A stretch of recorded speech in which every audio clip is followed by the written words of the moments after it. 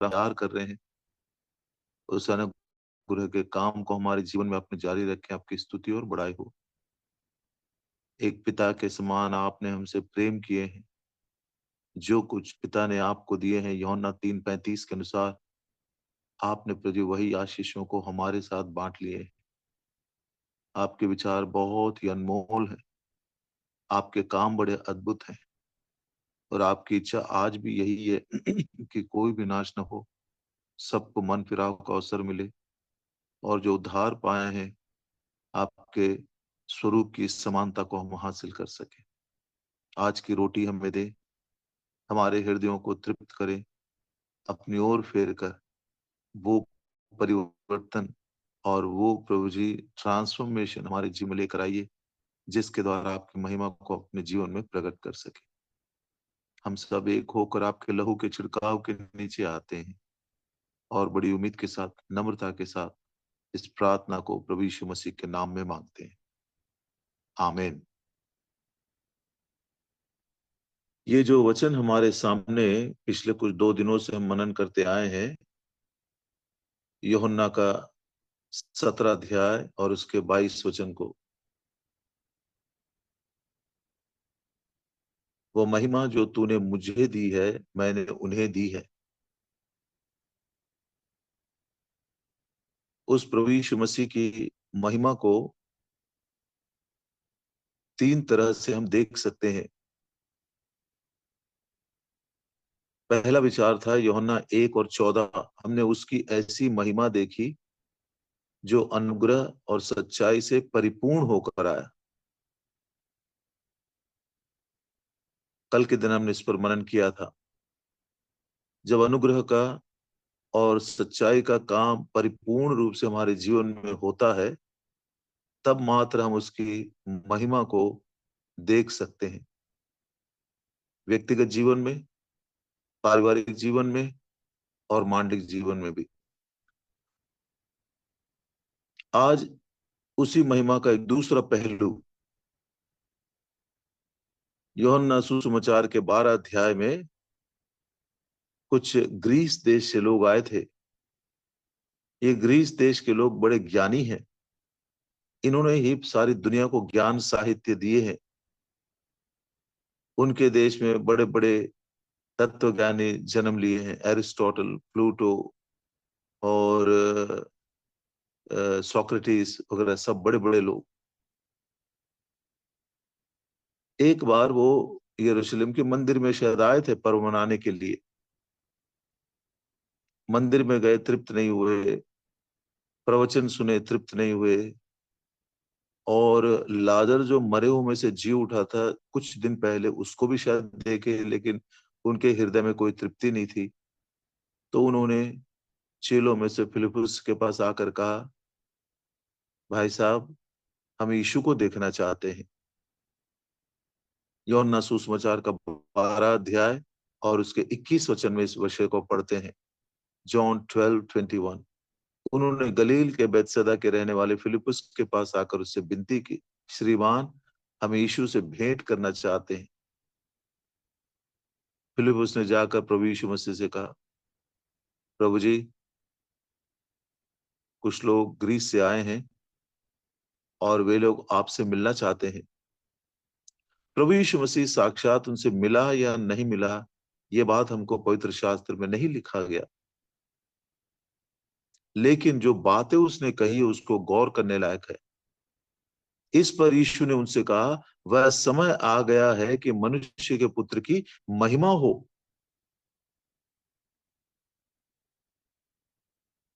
कौन सी महिमा के बारे में प्रभु यीशु मसीह कह रहे थे? 24 वचन में, मैं तुमसे सच सच कहता हूं कि जब तक गेहूं का दाना भूमि में पड़कर मर नहीं जाता, वह अकेला रहता है, परंतु जब मर जाता है तो बहुत फल लाता है। प्रभु यीशु मसीह अपने मृत्यु की बात कह रहे थे, और वो भी क्रूस की मृत्यु। और वो क्रूस की मृत्यु को एक महिमा के रूप में देख रहे थे। मेरी महिमा की घड़ी आ गई है। ये वही क्रूस है जिसके ऊपर मुझे मृत्यु के द्वारा उसे, यानी मृत्यु का अधिकार जिसके पास था, उसको संपूर्ण रीति से नाश करना है। इसी क्रूस के सामर्थ्य के द्वारा मुझे पाप का अंत करना है। इसी क्रूस की शक्ति के द्वारा मुझे शैतान के सिर को कुचल देना है। इसी क्रूस के सामर्थ्य के द्वारा मुझे नया जीवन लेकर आना है। और जैसा हम तिमुथियुस की पत्री में पढ़ते हैं, पहले तिमुथियुस 1 के, दूसरा तिमुथी 1 के 10 में, कैसे प्रभु यीशु मसीह ने मृत्यु को नाश करके जीवन और अमरता लेकर आए। ये सारी बातें पर अब हमारे उद्धारकर्ता मसीह यीशु के प्रकट होने के द्वारा प्रकाशित हुआ, जिसने मृत्यु का नाश किया और जीवन और अमरता को उस सुसमाचार के द्वारा प्रकाशमान किया है। सारे काम उस क्रूस के द्वारा। कहने का मतलब है उस क्रूस को प्रभु यीशु मसीह एक महिमा के रूप में देख रहे थे।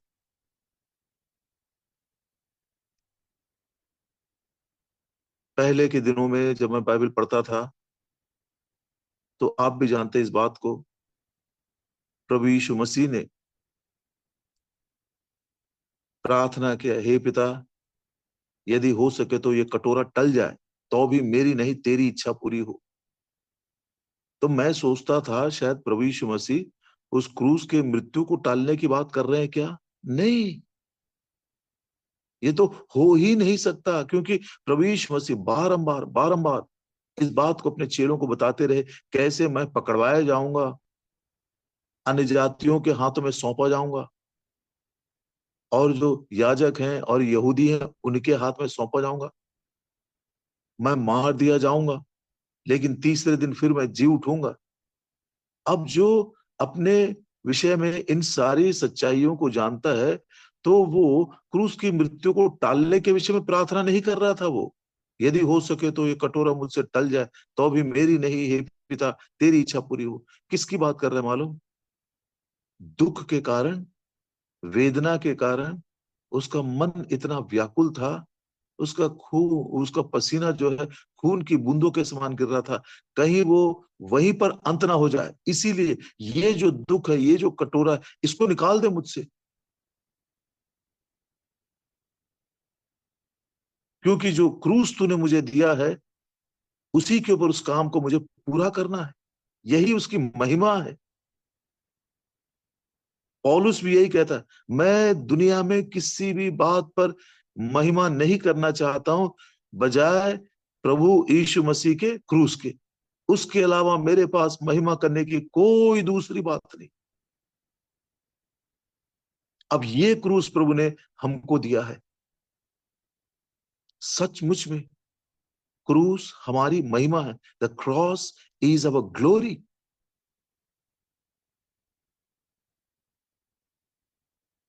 एक जवान आया था प्रभु यीशु मसीह के पास, मरकुस के 10 अध्याय में है, उत्तम गुरु मुझे क्या करना है? प्रभु ने कहा 10 आज्ञाओं को मान ले। बोलो मैं बचपन से ही मानता आया हूं। तब प्रभु ने कहा, मरकुस सुसमाचार 10 अध्याय और उसके 21 वचन में, Mark's gospel chapter 10 and verse 21, Yeshu ने उस पर दृष्टि करके उससे, है, उससे ये बात किया और उससे कहा, हाँ, यीशु ने उस पर दृष्टि करके उससे प्रेम किया और उससे कहा, तुझ में एक बात की घटी है, जा जो कुछ तेरा है उसे बेचकर कंगालों को दे और तुझे स्वर्ग में धन मिलेगा, आकर मेरे पीछे हो। अरे रे रे रे, हिंदी में हम बहुत ही गरीब हो गए हैं। इंग्लिश में क्या लिखा देखिए, come take up the cross and follow me. सब कुछ था उसके पास, सब कुछ था उसके पास,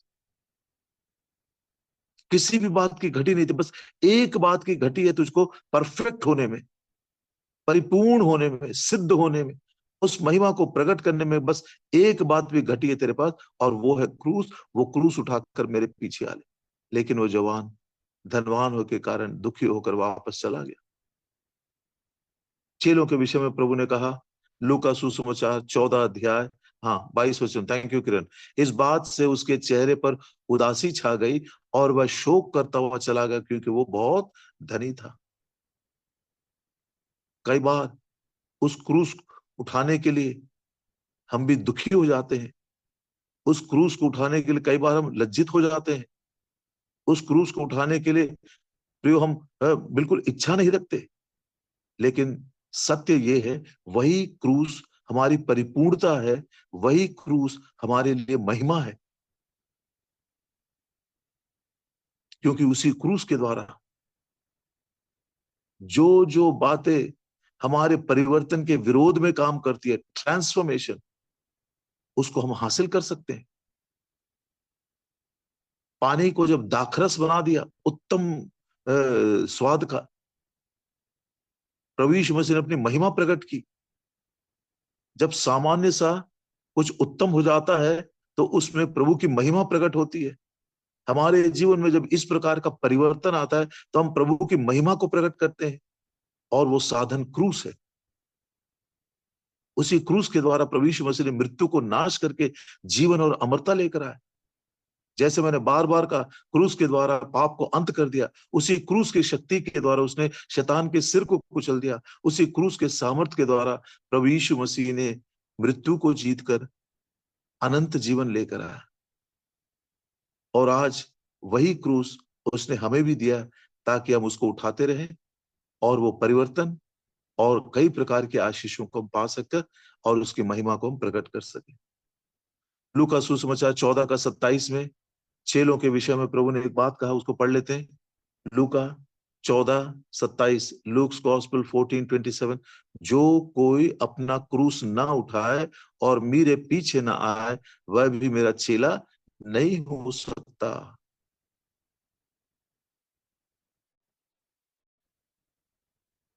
इसलिए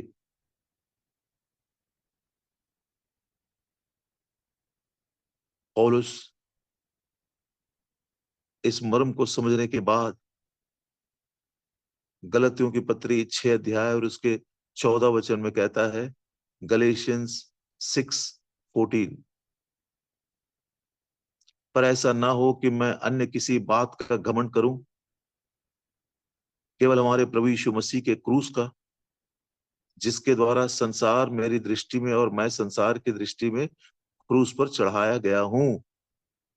हिंदी में घमंड आया है, लेकिन अंग्रेजी भाषा में उसी गलतियों की पत्री 6:14 में क्या लिखा देखिए, God forbid that I should glory save in the cross of our Lord Jesus. का दूसरे शब्दों में, ये क्रूस ही मेरी महिमा है।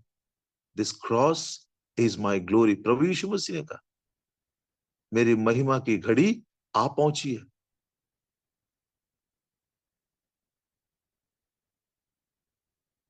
इसी क्रूस के शक्ति के द्वारा हम संसार की दृष्टि में मर सकते, मतलब संसार के ऊपर हम विजय भी पा सकते हैं।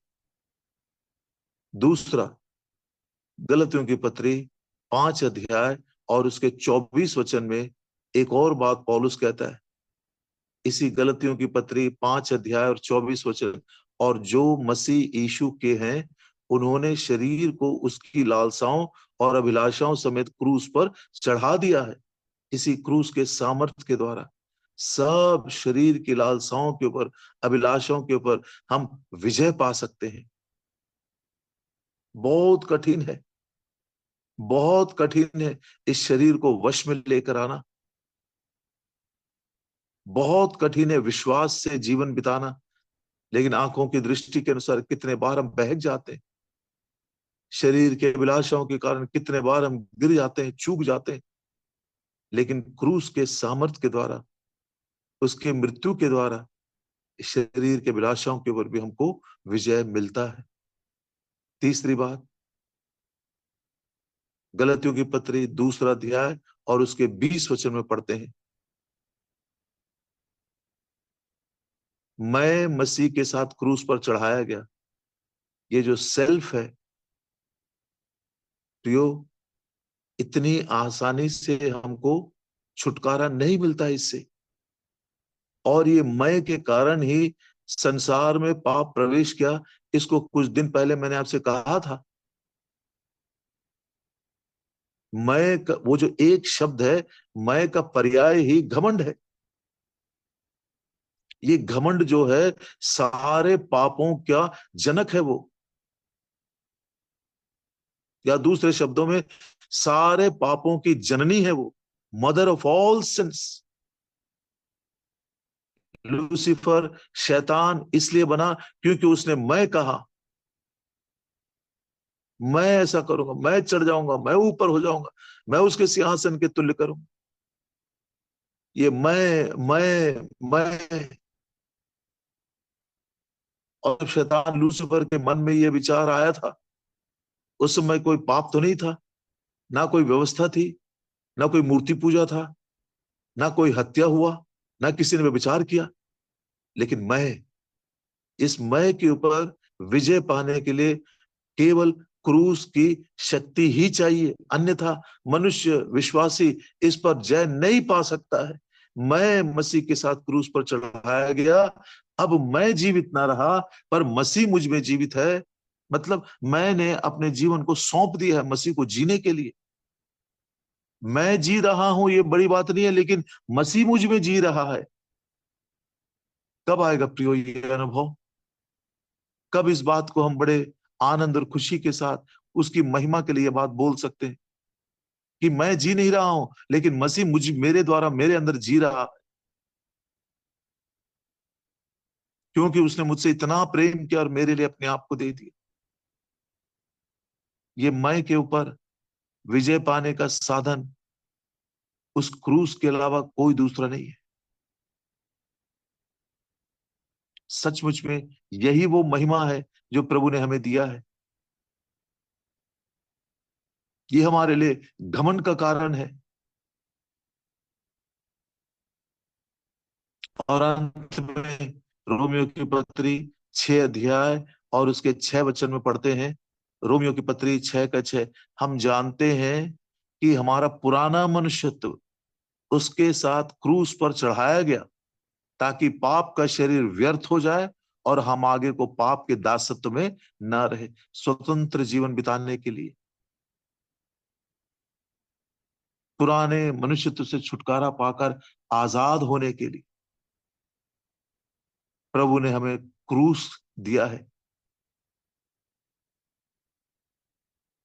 क्रूस के शक्ति के बिना हम उस पुराने मनुष्यत्व पर विजय नहीं पा सकते, उसमें परिवर्तन नहीं आता है। पुराने मनुष्यत्व पर हम जब विजय पाते हैं, तब मात्र है नए मनुष्यत्व को हम पहन सकते हैं। ये नया मनुष्यत्व क्या है? इफिसियों की पत्री उसका 5 अध्याय 24 वचन। इफिसियों की पत्री, माफ करिएगा, 4 इफिसियों की पत्री 4 अध्याय 22, 23 और 24, माफ करिएगा मुझे। इफिसियों की पत्री 4 अध्याय 22, 23, 24। तुम पिछले चाल चलन के पुराने मनुष्यत्व को, जो भरमाने वाली अभिलाषाओं के अनुसार भ्रष्ट होता जाता है, उतार डालो। 23 वचन, और अपने मन के आत्मिक स्वभाव में नए बनते जाओ। ये सतत चलने वाली प्रक्रिया है, कंटिन्यूअस प्रोसेस है। और नए मनुष्यत्व को पहन लो, जो परमेश्वर के अनुरूप सत्य की धार्मिकता और पवित्रता में सृजा गया है। ये नया मनुष्य पवित्रता है। ये वही पवित्रता है जो हमको सिद्धता की ओर ले जाता है।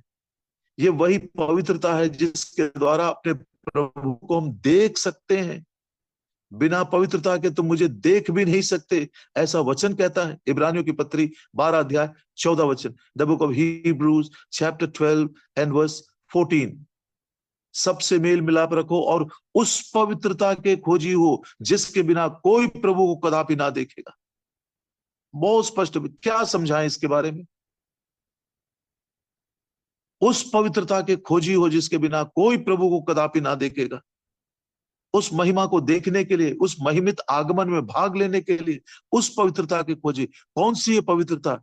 ये पवित्रता वो है जो पुराने मनुष्यत्व को उतार देने के बाद नए मनुष्यत्व को जब पहन लेते हैं, तब धीरे धीरे नए बनते चले जाते हैं और पवित्रता के भागी होते हैं। और वो केवल क्रूस के द्वारा, पुराने मनुष्यत्व को हमने क्रूस के ऊपर चढ़ा दिया और नए मनुष्यत्व को पहन लिए। उसी नए मनुष्यत्व का एक और पहलू, कुलुस्सियों की पत्री 3 अध्याय 10 और 11। कुलुस्सियों की पत्री 3 अध्याय 10 और 11। और नए मनुष्यत्व को पहन लिया है, जो अपने सृजनहार के स्वरूप के अनुसार ज्ञान प्राप्त करने के लिए नया बनता जाता है। ये सृजनहार का स्वरूप हम हासिल कर लिया है नए मनुष्यत्व में। क्या है वो? उसमें ना तो यूनानी, ना यहूदी, ना खतना रहित, ना जंगली, ना स्कूती, ना दास, ना स्वतंत्र, केवल मसीह सब कुछ और सब में है। सामूहिक दृष्टि से उस देह में जब हमको लाया गया है जिसमें सब प्रकार की भिन्नताएं मिट गई हैं, निस्तनाबूद कर दिया गया है। मसीह सब में सब कुछ है। मुझ में मसीह, आप में मसीह, और जब हम मिलकर आते हैं तो हमारे बीच में भी मसीह है। सब कुछ वही है। ये नया मनुष्यत्व है, ये उसकी महिमा है।